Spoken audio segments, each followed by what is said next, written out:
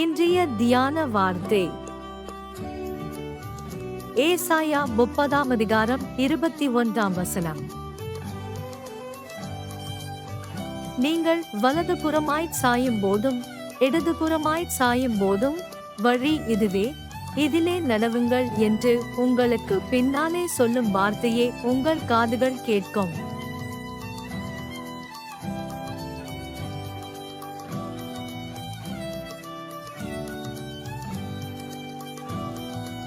Isaiah chapter 30, verse 21.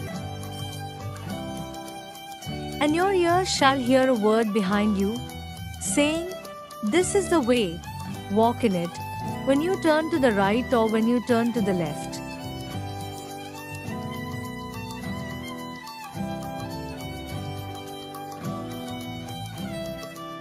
இயேசு கிறிஸ்து உங்கள் அனைவரோடும் கூட இன்றும் என்றும் இருப்பாராக. ஆமென்.